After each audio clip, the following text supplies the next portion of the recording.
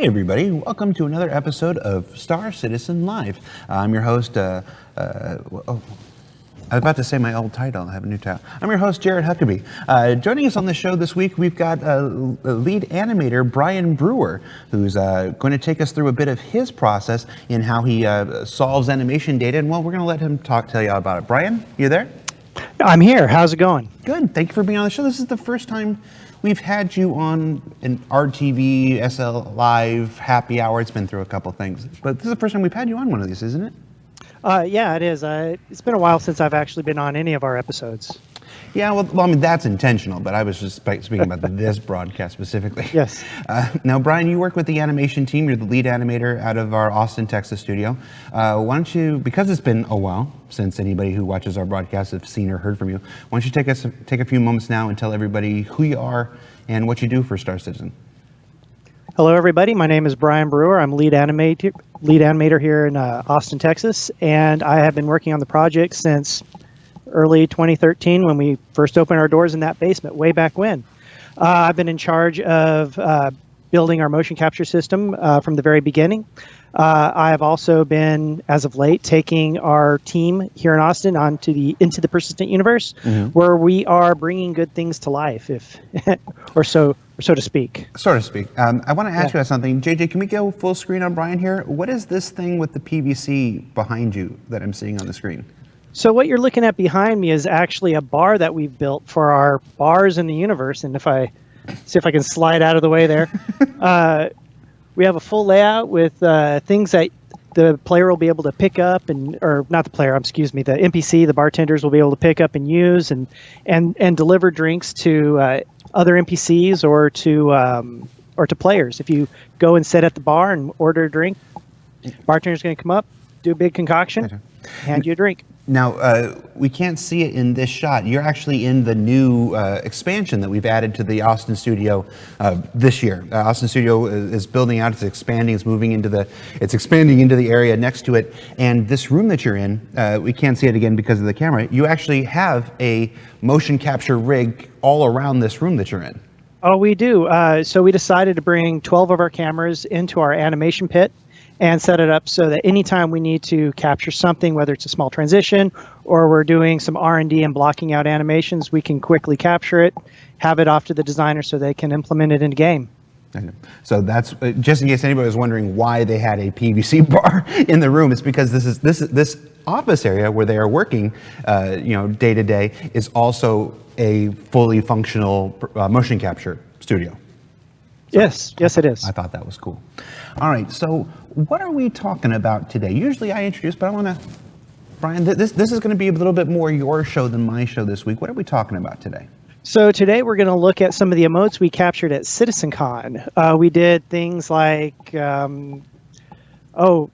Facepalm, Quick Draw, Can I See You, Cuckoo, just a bunch of the ones that we capture. I'm going to start at the top. I'm going to start working my way down. I'm going to talk about motion capture, the process of motion capture. If you got to see at CitizenCon what we did, this is kind of the next step in the process. We've taken that data, we've cleaned it, and we're going to start putting it onto our character. We're going to start motion editing it.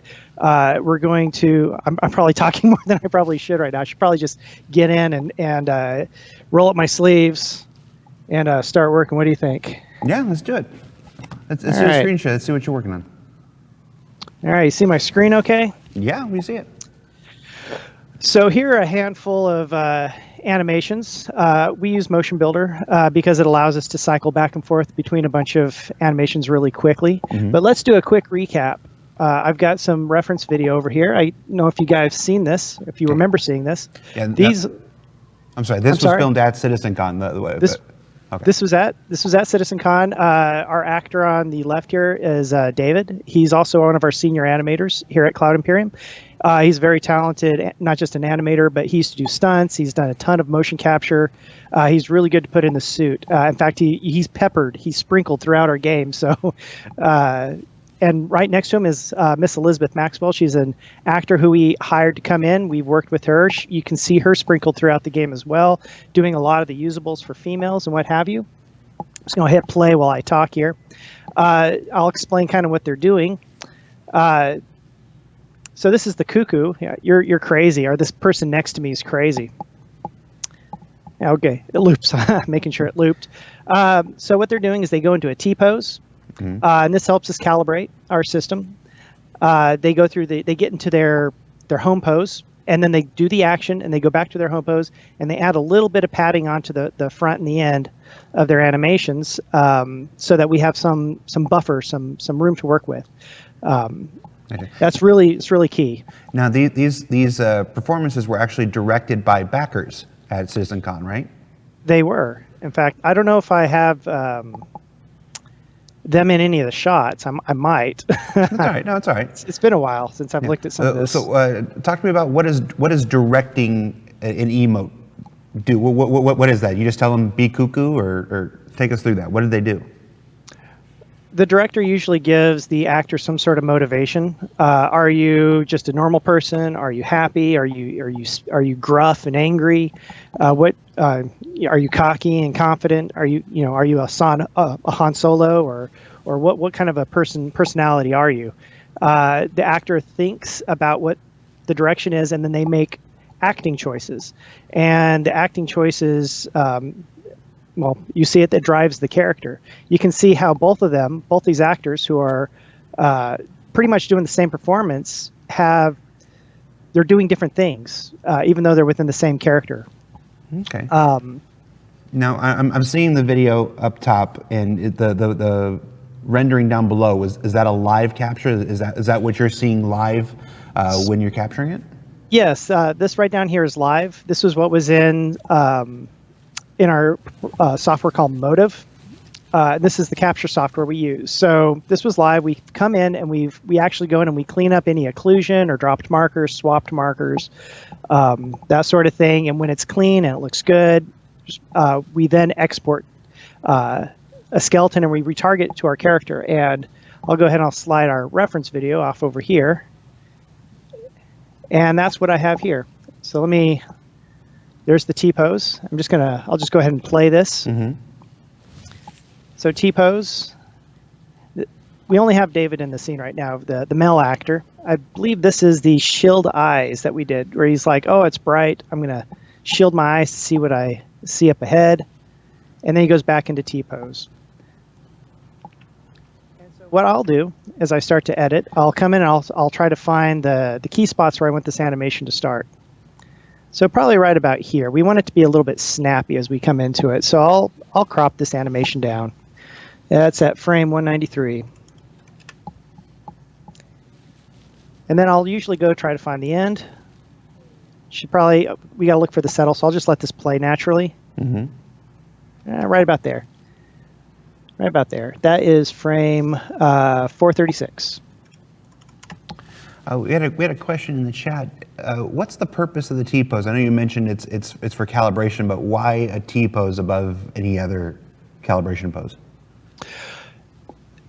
So what the T-pose does, I guess what it did typically in the olden days, switch back over to myself here so I can demonstrate. Back in the olden days of motion capture, you would have to have the actor go into a stiff T-pose, because the software needed to be able to recognize the different markers on the actor's body and say, this is an arm, this is the upper arm, this is the lower arm, this is the hand, chest, and so on. When the arms are down to the side, a lot of times those markers can flip and get swapped for markers that may be on the hips or in the chest. So by kind of spreading your limbs out to the side, it helps the system. Right. Nowadays it's not required, but it's really nice. It's a nice way to just kind of keep your file clean. It also is like a good time marker saying this is the beginning of the animation. All right, so I've got him in here, but he starts at frame 193, and I need to get this to frame 0. So I'm going to go into my story. I'm going to create a character animation track, select my character, insert my take, get a little warning, ignore it, And this is now like editing in a video application like Premiere or one of those where it's essentially just a take I can move around. So I'm going to knock that over to 0 and frame my selection.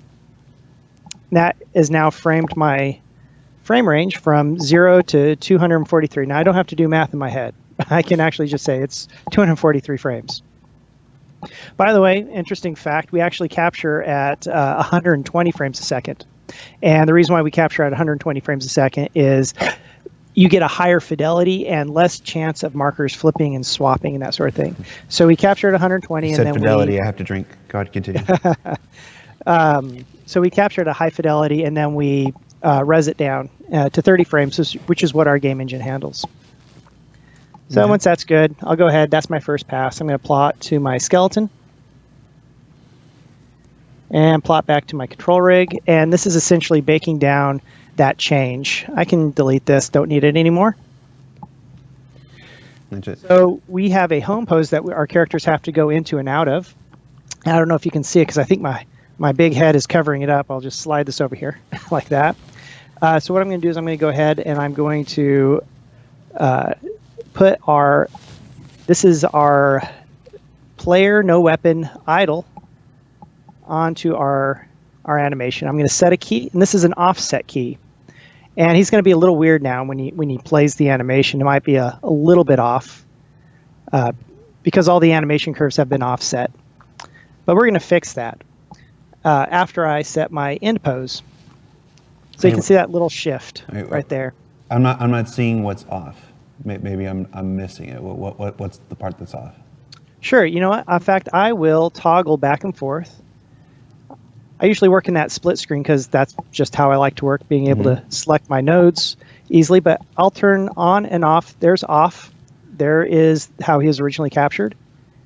And here's with the pose. And I can actually blend back and forth between these two. Oh, okay. And this little node that you're seeing right here is a technical requirement for players. It's a little bit of code works with that node in order for the head cam in game to function properly and not make everybody seasick as they play. Right. So that's what that is. I'm remembering Ivo's vision stabilization from a couple years ago. All right, so now I've kind of got the poses laid in there. I'm going to go back and forth now, and I'm going to start pulling back to the original motion capture. I'm going to start with his I think I'll start with his head. So I'm going to go to body part mode. Now, before I was keying the entire body, but now I'm going to actually just start working with individual body parts. I've been freaking out about this skeleton because my only animation experience personally was in stop motion animation, and the frame there, the skeleton frame there, looks quite similar to something we would use as the basis of our claymation. Oh yeah, figures. Yeah, I don't know. It's just making me think about it. Oh, you know what I did? I totally made a mistake. I'm going to have to go fix my mistake. Let me show you what my mistake was. I actually have the wrong curve set up for keying. At the bar that you saw behind me, I've been doing some blocked out animation. So I had my curve set up to be very specific to doing blocked out animation. So I'm just gonna fix that real fast. That's probably part of the reason why you may not have been seeing seeing what I was talking about. So auto, there we go. Yeah, that works. Okay, much better. So let me go back to that head. Come back here, and then right about here, his head's going to return back to normal. His neck does this kind of lurchy thing. I'm not worried about that right now. I'm going to go fix that in another pass. Right now, I'm just kind of trying to get back to the original motion capture the best I can. I'm going to do the same thing with his arm. And just so, why was the bar setup breaking it? So when they weren't starting from a regular idle animation; they were starting from a. No, the keys that I'm setting. Actually, I'll just expand this so you can see what I'm talking about. So here's my curves. These are what the actual animation is that it's being applied to the different controls in the rig. Right now, these are set to auto. There's just auto smooth. I actually had them set to stepped, which is like a stair step, and he's just going to rigidly pop from pose to pose, and I didn't want that. I do want that when I was blocking out all my bartender animations. I'm going to put that back to auto.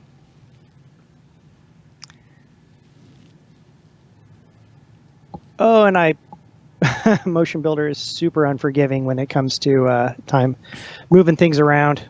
There we go. Well, we just lost a sponsor.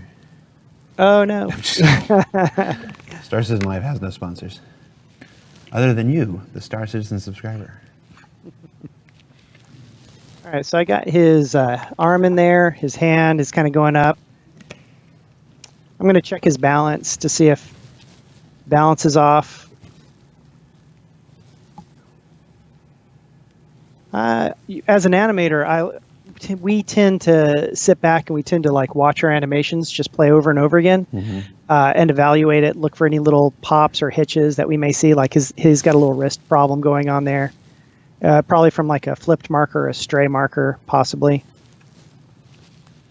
One of the questions in the chat, obviously this was recorded by people standing. Are there ways to adapt the emote to play from like a sitting standpoint? Like if this person were sitting in a chair and wanted to still do the sun's in my eyes? There is. We would probably want to capture it from a seated position because the way your body moves is a little bit different. In fact, I have some seated animations here I can swap over to, I believe. Let's see. Sitting. So here's the facepalm sitting. So we can actually sit here and we can evaluate between these two animations to see kind of difference. So with the he kind of like leans over and he does kind of the Picard-esque kind of face palm.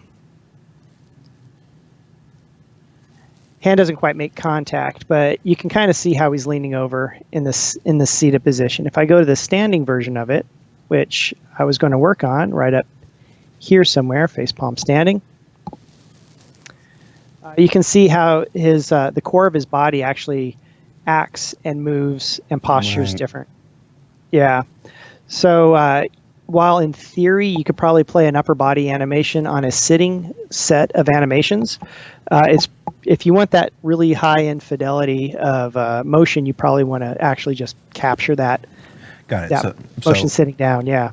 So if we wanted to add, if we have a lot of emotes that can be performed while standing. If we wanted to have versions of those emotes that played while sitting, rather than adapt those, we would probably just recapture them from a sitting perspective to get all that natural nuance that comes from when people sit. Exactly. Okay. So I think I'm at a point right now where I can just go ahead and plot down to skeleton. So I'll do that. And what I'm doing again is I'm just baking this down. Plot to my control rig. These are just iterative passes that we do, and it makes editing motion much easier. So next thing I think I'm going to concentrate on is I'm going to do his neck fix. So if you remember, his neck kind of lurched forward like that as he kind of like not quite what we're looking for. So we have a little thing we call a neck fix. We have a script that runs it, but I'm just going to do it by hand.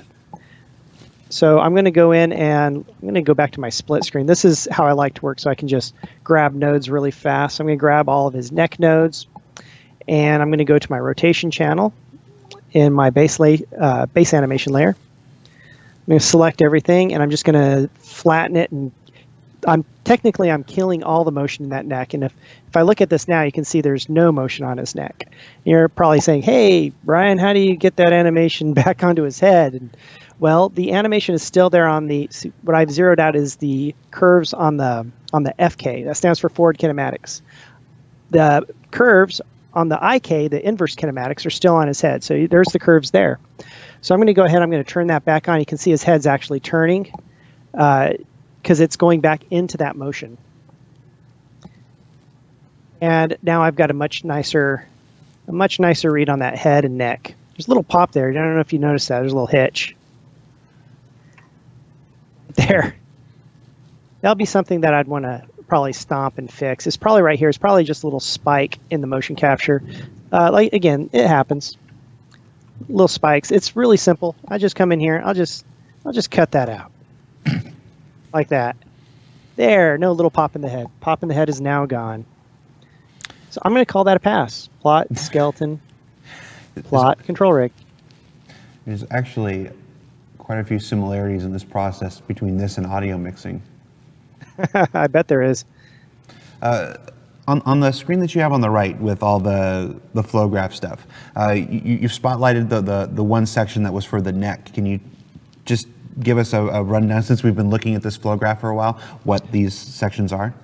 Sure. So this control rig in Motionbuilder, and this is why the control rig in Motionbuilder is so powerful, is it has an IK and an FK rig built into it. Everything that you see in yellow, it's pretty much this whole tree hierarchy. This is your FK skeleton.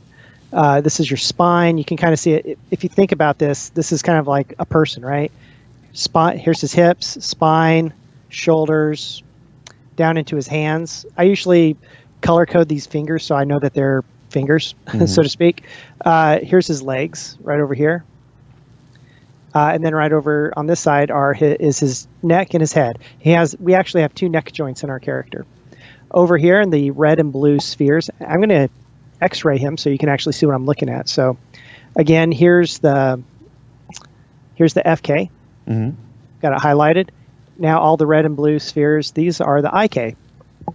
And these are they're kind of like two separate rigs that have a symbiotic relationship with each other. They work with each other really nicely, and you can easily go back and forth between IK and FK. A lot of programs, a lot of rigs, you have a IK snapping, and they have to do all sorts of code and scripting in order to prevent that kind of snapping. But because this is all programmatic, it's all built into the rigging. And what's IK and what was the other one? FK? FK. IK stands for inverse kinematics, and I can show you real simply what that is all about. Let me go to a new take. So IK, or FK, I'm sorry. FK. So to get FK to work, I'm going to have to rotate my arm up. Let's say he's going to like point at something.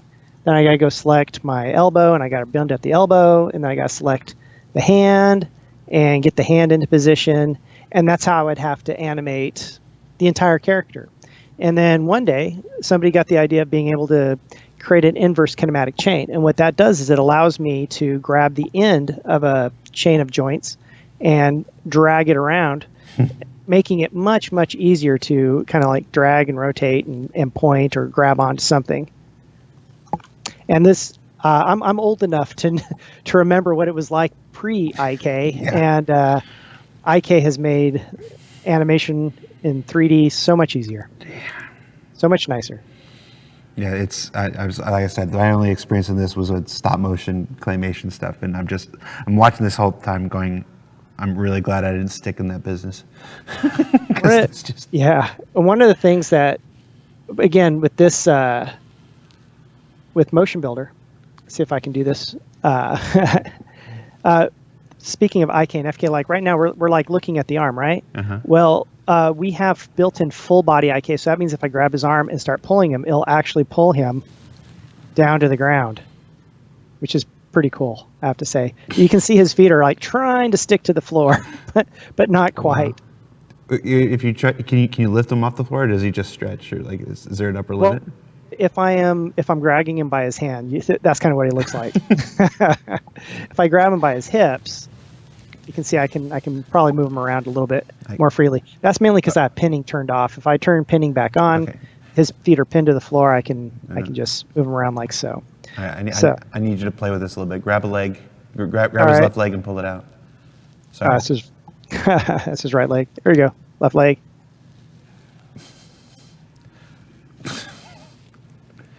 Now I live in West LA, so I see this in like yoga studios. This is not uncommon.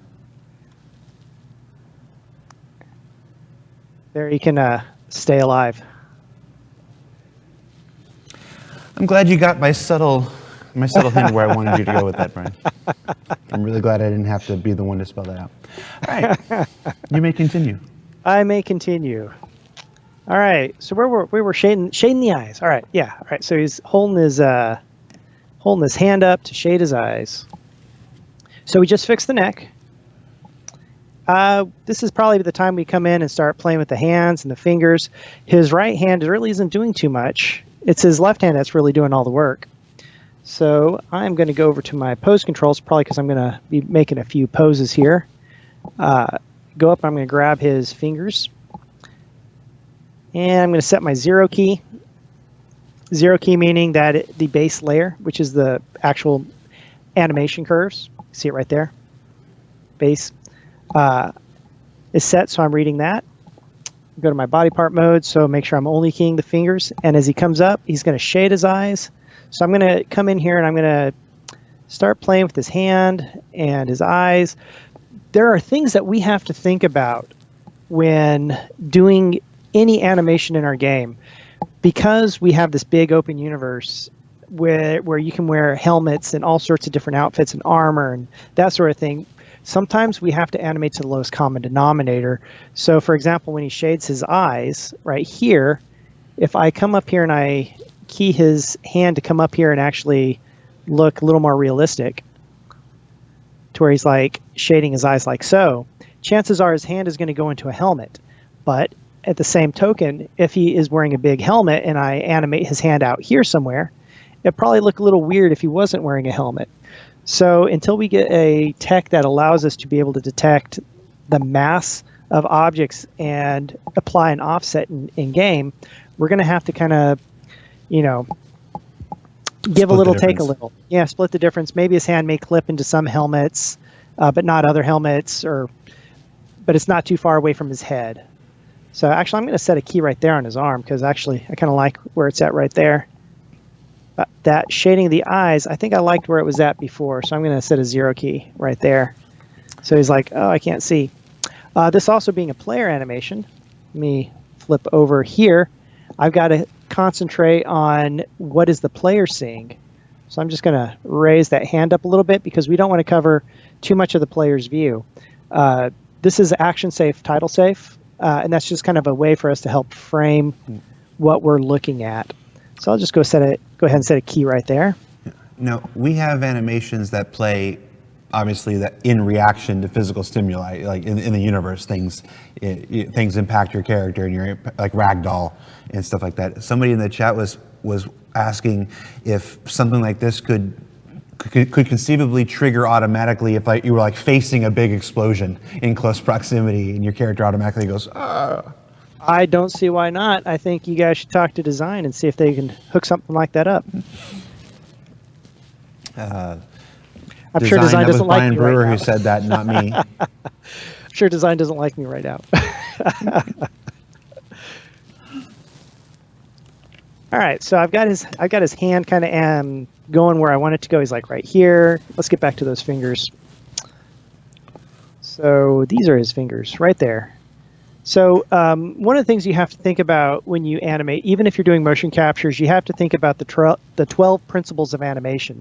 Oh, yeah. And one of the 12 principles of animation is strong posing. You can take something that's been naturally captured and you can make it much, much stronger. In fact, let me switch back over to my camera here. I'll give you an example. We were working on the deck crew sequence, right? And when the guy went down to be the jet blast deflector, he kind of went like this. It's like, see if I try not to pull the cord. He goes, like this. And then when I went in and we did some motion editing, we took it and we kind of like stretched him out like this. So as he hit that pose, it was like, boom, dynamic.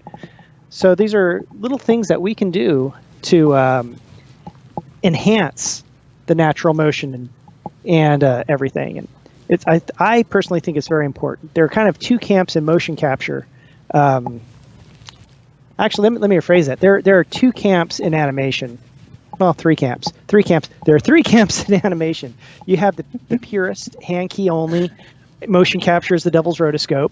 And then you have motion capture purists where if it doesn't work, you have to reshoot it. And you reshoot it until it does work because hand keying is not acceptable. Yeah, that's how the claymation stuff is hand key.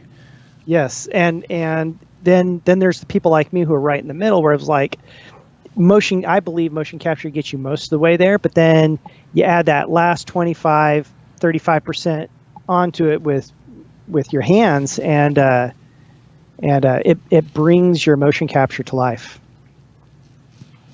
So, all right, so fingers. So we're going to go up here and we're going to start posing these fingers. Because this is interesting, and people might find this interesting. In the hands, when we built these hands, I helped design these hands way back in the day. And one of the things I had them include in the hand are cupping joints, because these are both first person and third person models. So we need to be able to have that fidelity. So we have these cupping joints. So if I want to kind of like bring these joints down, I can do that and kind of get this nice cupping feature in his hands. But anyways, I thought I'd just point that out. So anyways, let's get his fingers straightened up here. Like so. Like so. So when you're posing the fingers, you have to think about how fingers group. Fingers actually kind of group together. Now let me show you what I'm talking about. Oh, here's another cool thing. Remember I was saying IKFK? I can grab any one of his finger joints and move it around with IK. A lot of rigs, you're only allowed to use FK, apparently. So typically, these three fingers actually group together: the pinky, the ring, and the middle. So a lot of times you'll see this is kind of how we'll pose our hand. And then out of these three fingers, these two fingers will group together. And a lot of times this little finger will go out this way. And if you ever look at Spider-Man comics, that's exactly what Spider-Man does. He does this a lot. Or when he's like swinging on his web. Can you do you'll see this. Can you do a Vulcan greeting? Oh, we can't do a Vulcan greeting. So, but yeah, like Spider-Man, you'll see Spider-Man doing this pose a lot, right? Let me do that Vulcan greeting. There we go. Not perfect, but gets the the point across. Let me kind of get these fingers back over here. So he kind of like shields his eye. Bionukes, I saw that, and you should be ashamed of yourself. Continue. You'll have to share with me later what what his comment was. All right, so get those fingers and hands keyed. All right, so you kind of can come up like this and hit that pose. Maybe his hand will curl in just a little bit, like so. Bring in these cupping joints just a little bit.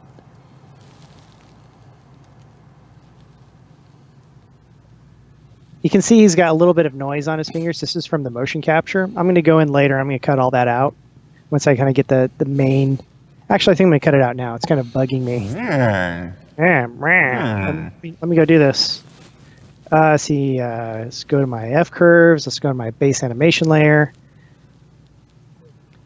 Yeah, you can kind of. Well, I can see it. I can see where the curves are being all silly to right there. So I'm just gonna cut that out. You're like Sean Tracy looking at the raw matrix. So yeah, I'm not getting that weirdness in his hands anymore. So I'm just gonna head back over to my animation layer and continue posing. So here, and then he's gonna go from here, set a key, and go over to here where he's gonna actually have more of a salute. So I'm gonna actually bring these fingers back together.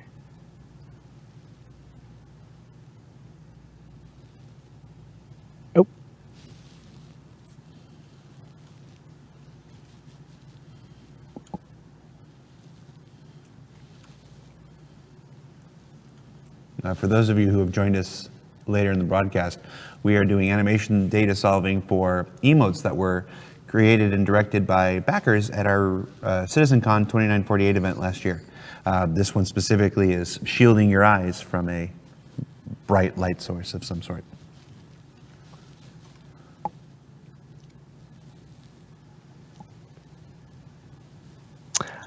I like this pose, but I think I'm going to copy that pose. My big head is hiding it, but trust me, I've created a pose for those fingers. I'm going to come up over this way. You can kind of see what his fingers are doing, kind of dancing around. I'm going to come here. I'm going to paste that pose just on those fingers. Set a key. I don't like it there either. I'm going to paste the pose. I actually liked when the fingers danced a little bit. You'll still see the dancing. The reason why I'm pasting poses right here instead of going in and cutting keys like I did before is the kind of the wiggling around is kind of nice, but I don't want him to be too much. Yeah. Then he's going to kind of splay his hand out a little bit, which I kind of like. It's not too bad. I'll check that pose for those fingers. And really, a lot of your time can actually be spent just editing finger data. Do that. Maybe put this finger out just a little bit. Maybe drop this pinky down just to kind of give it some personality. Then as he drops his hand, he's going to go back to his original position, which is that. So I pasted a pose. And you can see his fingers want to get mangled up again. So I'm going to go here. I'm going to go fix that. You can see this big drop here in the curves. So that's where the data kind of got mangled up a little bit. Now, is that drop there? Is that in the original capture data, or is that because of the changes that you've been making, it's changed the curve? It's in the actual capture data. Chances are the marker floated off or got swapped or something along those lines, or maybe there's just a little bit of noise on it. So we're gonna go in. I'm just gonna clean that up, that little ugly part up. And bring that back down. Yeah, there's quite a few parallels between this and audio mixing. Like that would be the equivalent of like when editing somebody's vocals, of cutting out an unfortunate breath. Like they took a breath there, or had an unfortunate exhale there. You'd cut that from the lyric track. So now that his hand is going to come down, it's going to hit. I'm going to add a little bit of flexing onto that hand. So as it comes down, I think I'm going to curl his fingers up here. Again, this is experimental. This is playing. There's no, this is how you do this. A lot of this animation is trying things out to see how it works. So I'm going to curl the fingers down. So there's a lot of game design. Let's see how that works. I'm going to expand his fingers out so it kind of hits, and then curls back in a little bit. I think it's not curling in quick enough. I think it's just a little bit of that extra.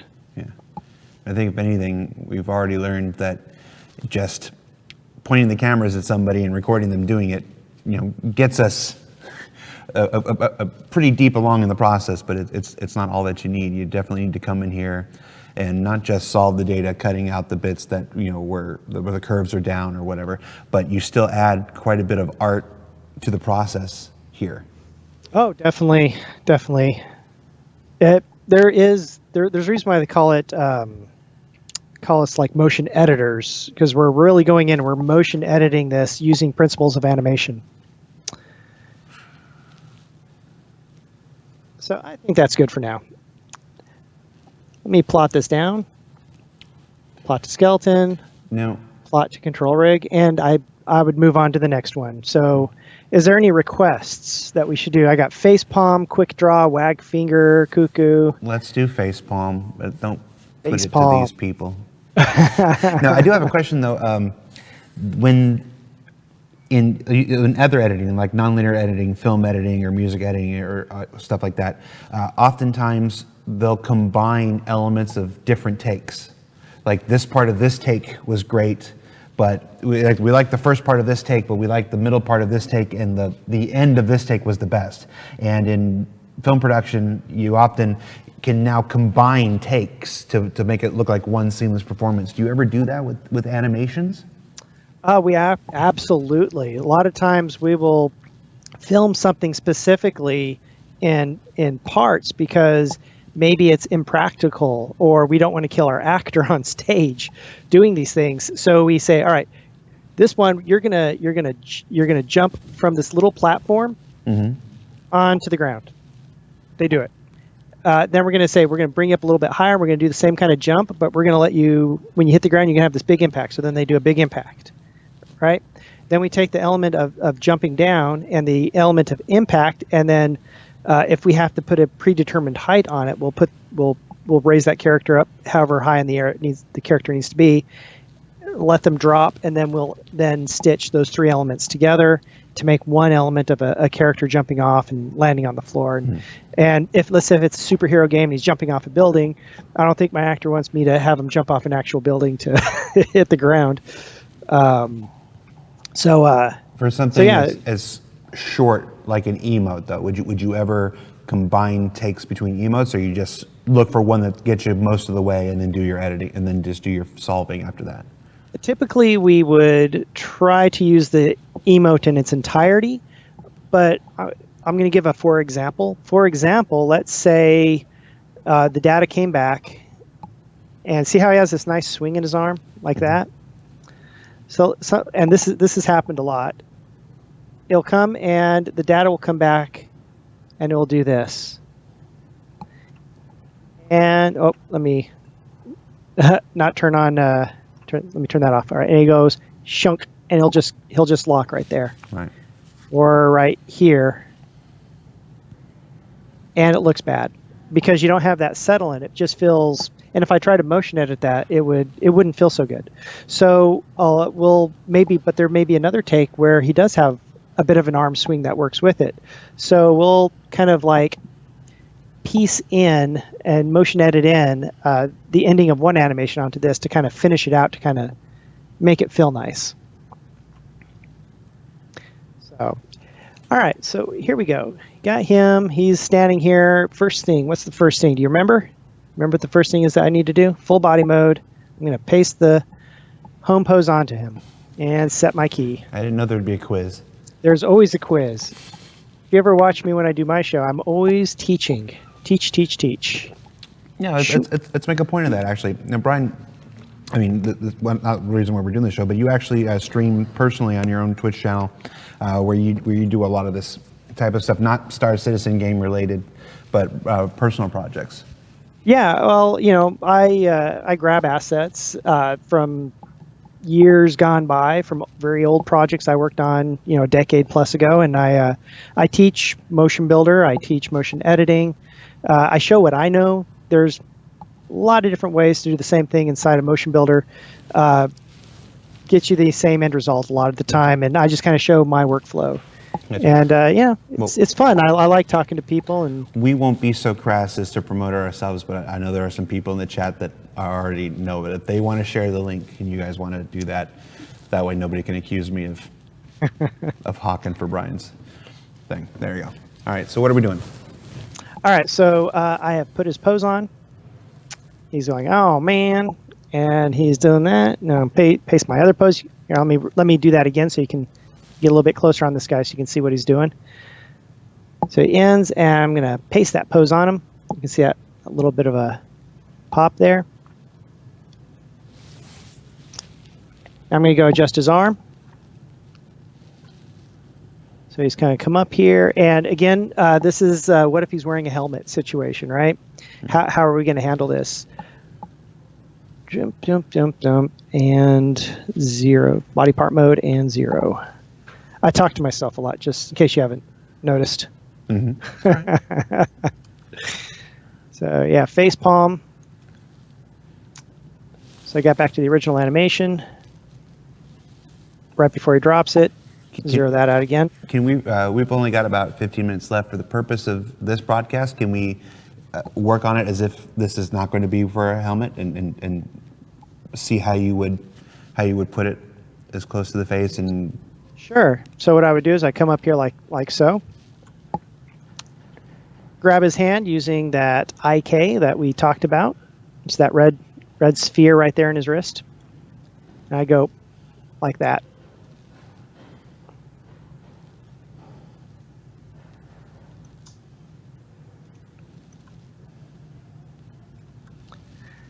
I'm going to take that key, I'm going to copy that key, paste it down here. It didn't look like anything happened, but it did. Trust me. I copied this key from here to right there. And then he's going to drop his hand. I'm going to go one step further on this. I'm going to actually put in an auxiliary effector. Okay. So I'm going to, it's an extension of the control rig. It's this little box I just created around his wrist.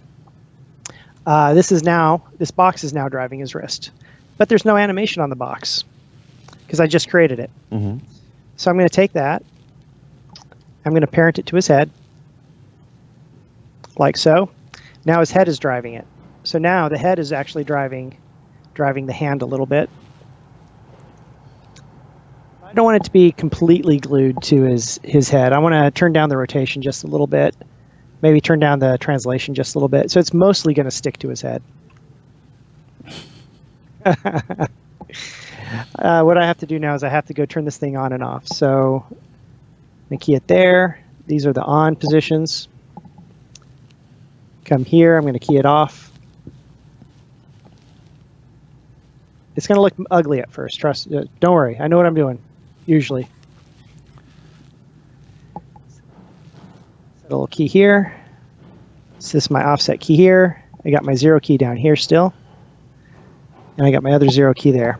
So I'm going to just move my other 0 key back to there.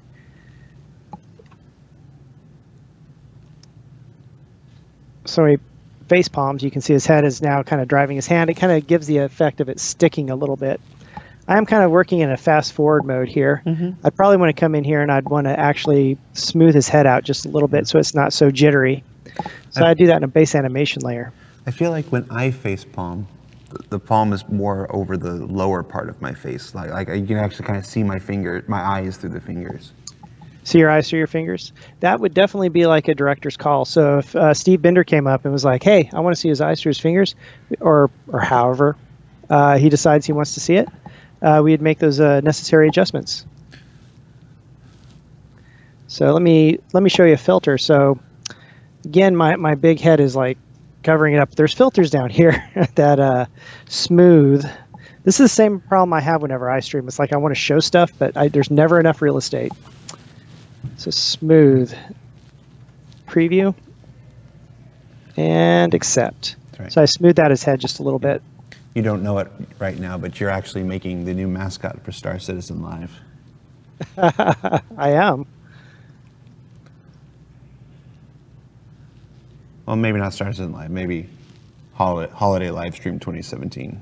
Holiday Live 2017. Wait, did you say 2017? Hey, it's taken me 2 years to be able to talk about it. This is personal character growth.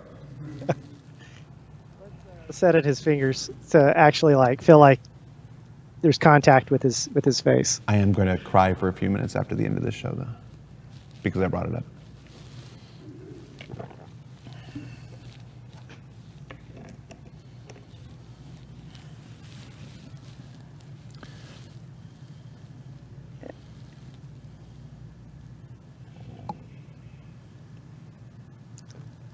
There we go. I'm getting it. Probably, if I wasn't doing this live, I'd probably spend a little more time just finagling things. Now that's what you're doing. Exactly what I wanted to do. I wanted to see just how granular we could get with, if we didn't have the restriction, different size helmets and everything. If this was just for this guy, just for today. Yeah, let's say you went up to a mission giver and you really annoyed him and he face palmed himself. Right. This is exactly how we would do it. Yeah. There. His fingers there. And I'd probably I'd embellish the fingers a little bit. Like maybe right here, I'd flare them out. Again, I'm experimenting. I love to experiment and figure out how I can push things. I wish we had some sad piano music to be playing right now. I want the theme to the Hulk. Dun, dun, dun, dun. Dun, dun, dun, dun, dun. Dun, dun, dun, dun. Dun, dun, dun, dun, dun. So again, it's back to principles of animation timing. principle of animation. So it's coming in here and figuring out the timing of when to get his hand to hit, when to get it to, like, I think this might be off a little bit. So I'm just going to adjust. Sometimes all you need to do is adjust a key a single frame, and all of a sudden the timing works.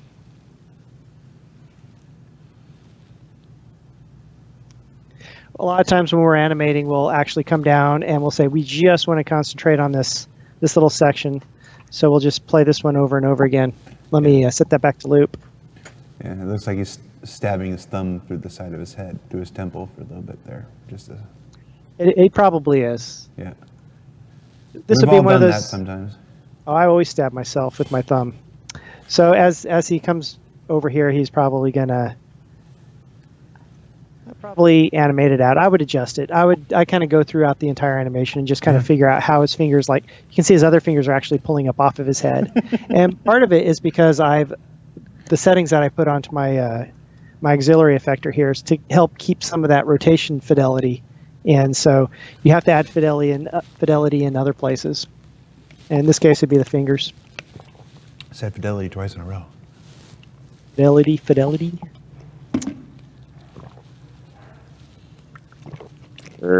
His finger. There we go.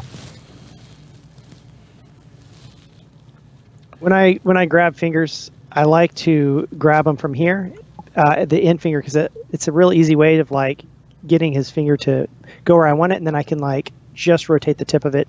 So if he was putting his hands, let's say, down onto a table, it's a real easy way of getting his fingers to make contact and then give the illusion of him pressing down onto like a table or a flat surface. And then if I want to do it the other way, the IK or the FK way, the IK way. No, FK, the FK way. Sorry. Forward kinematics. You're moving forward down the chain. So there. Oh, there we go.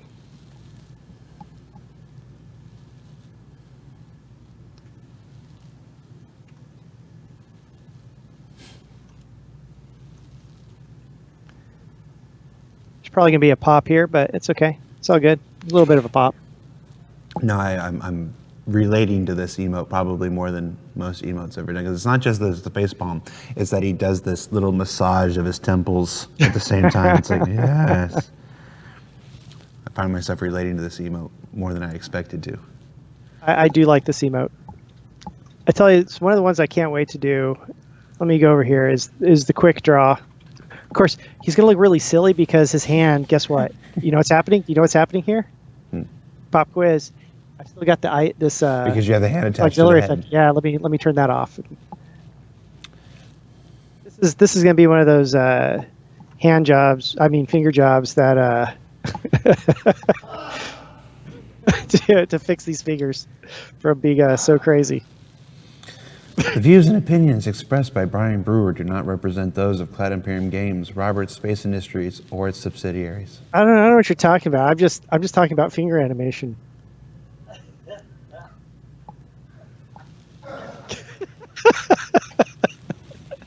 I think everybody in this office is. You're getting good with the cuts, JJ. You're a JJ on the spot with that one. All right. Oh boy! Before can I replay this on my my stream one night? Just it'll be up on episode? YouTube later today. Can we go back to the? Is it possible to get a really good screenshot of the facepalm one that we did? Sure. Before we take off, can we? Yeah, let me do this for you. Make his window large. There we go. There we go. Usually when I have somebody on here to create something, they end up making this, but they make me do this. So now we actually have somebody making this. So yeah, so let's get in close to the face. You had a good profile shot earlier. Let's get in real close to the face, to the other side from his other profile. So there we go. And bring that in, yeah, there we go. It's getting even closer if we can. Now I'm directing. I'm the director now. There we go. Let's see what he looks like first person. I'm looking in his wrist. Yeah. Okay. So there's still some work to do. Yeah, this is the challenge of our First and system third of having person camera and unified head, right? Animations, yep. So, Okay. Can we get it really close to the head? Yeah, just like fill the frame. There we go. There we go. Just let that play for a little bit. so the guy that we're looking at here, I was actually at the body scanning session where we actually scanned this guy in. Move the mouse off. Move the mouse off. Let's get this clean. There we go. There we go. No, this is for all you Twitch broadcasters out there. You can clip this. You're welcome. Don't say Disco never gives you anything. Continue, Brian. Oh, I'm good. I was going to say I was there when we body scanned this guy. Yeah. He's real nice. The model that we brought in is a real nice guy. Cool. All right, Brian. Well, that's it. Thank you so much. This was great. Yeah, you did everything I wanted you to do. You presented your information well. There were many comments throughout the show about what an effective teacher Bryan Brewer was. So, well, you flatter me, good sir. I thought you were okay. I mean, I'm sharing their sentiment. You were just fine for me, but no, you're fine. That's it for this week's show, guys. We got a couple of things going on. Obviously, the promotion for the Tumble Ranger launched in earnest today. That's our new motorcycle being added to Star Citizen. You can find out all about that on robertspaceindustries.com. Additionally, we announced the save the date for this year's CitizenCon, which is being held in Manchester, United Kingdom, in November of this year. A change to CitizenCons past that were traditionally in October. This year's in November, so if you're booking your trip to Manchester to go to CitizenCon this year, be sure you check the save the date and don't show up in October. Not that Manchester isn't lovely in October. Nope, I'm not going to go there. All right, Brian, thank you so much, man. I'm going to let you get back to work, and to everybody else, I'm Jared. That's Brian. We'll see you next week, everybody. Oh, we'll see you next week. Thank you.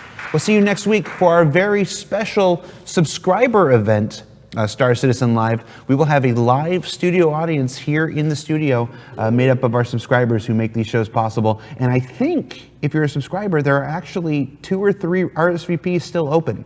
So if you're going to be in the Los Angeles area next Friday and you want to join us live, meet the developers in person, and maybe even have your questions asked live on the show, there's still a chance for a select few of you. So check that out. That's also on the robertspaceindustries.com website. So yeah, see you next week, everybody. Fidelity.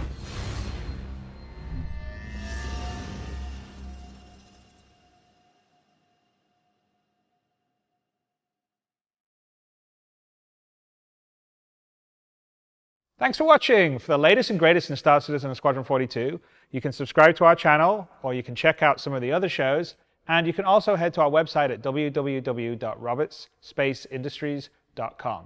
Thank you very much for watching.